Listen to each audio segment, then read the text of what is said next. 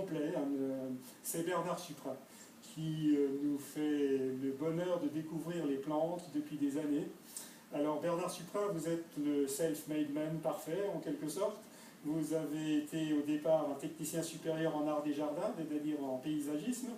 Vous avez ensuite travaillé à l'Orston dans le domaine des plantes médicinales et vous avez donc sur le terrain découvert le monde fabuleux des plantes. C'est ça, exactement. Je suis venu ici à l'origine pour mon service militaire et très rapidement je me suis rendu compte de l'exceptionnelle richesse de la végétation en Calédonie et j'étais carrément aimanté, je n'ai pas pu repartir et c'est la raison pour laquelle je suis encore ici aujourd'hui. Alors, bien sûr, quand on découvre toutes ces merveilles sur le terrain, on a les yeux écarquillés, il y a des formes, des couleurs qu'on n'a pas du tout l'habitude de voir en Europe.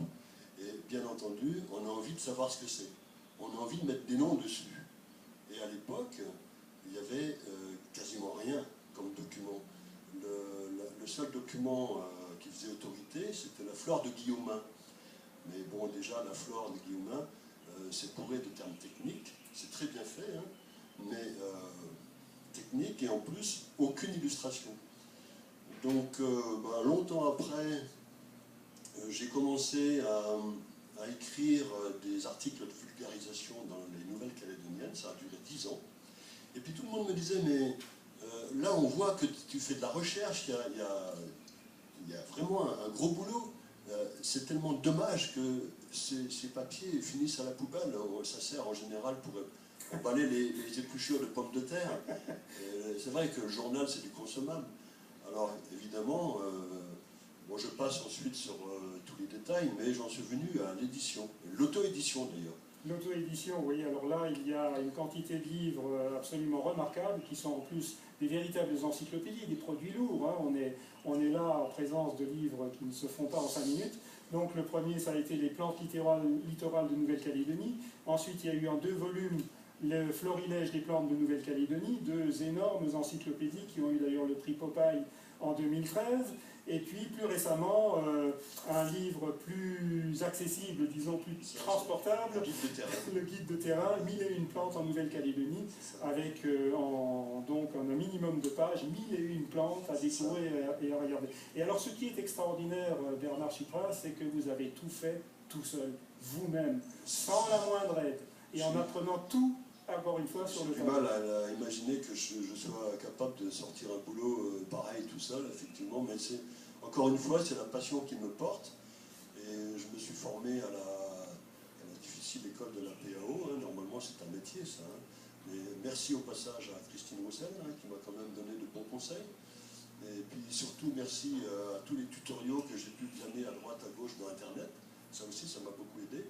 Et alors, ce que je voulais dire, c'est que j'ai vécu tellement de moments d'exaltation, de bonheur sur le terrain, d'enthousiasme, bon, parce qu'en plus j'ai gardé une âme d'enfant, hein, donc je m'enthousiasme facilement, et que j'ai voulu, en quelque sorte, restituer, j'ai voulu faire un renvoi d'ascenseur à ma façon.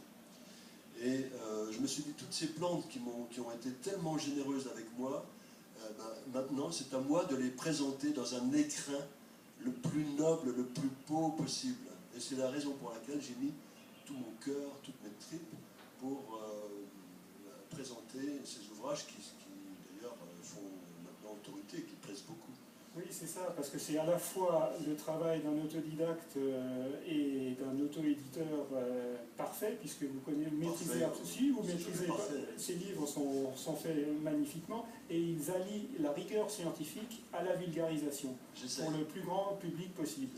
Et ça, c'est quelque chose qui n'est pas non plus tellement répandu dans ce domaine de littérature. Alors, vous avez également, alors maintenant que vous êtes parti, vous n'arrêtez plus, bien entendu, hein, donc il y a un projet que vous... Alors ça c'est la couverture, voilà. C'est la couverture du prochain, je suis dessus actuellement. De fleur en fleur, guide des plantes mellifères en Nouvelle-Calédonie. J'ai commencé il y a un peu plus d'1 an, et il sera probablement terminé d'ici environ 2 ans. Pareil, alors le but c'est de présenter toutes les... Enfin, pas toutes, hein, parce qu'on ne sera jamais complet dans ce domaine-là. Un un maximum de plantes, de fleurs, qui sont fréquentées par les abeilles. Donc ça va intéresser au premier chef les apiculteurs, et puis aussi, bien sûr, tous les gens qui s'intéressent plus ou moins à la question. Et alors, forcément, comme maintenant, avec ces histoires de pesticides, il y a de moins en moins d'abeilles, l'intérêt de l'ouvrage sera d'autant plus accru. Bernard Rigaud, à l'université également,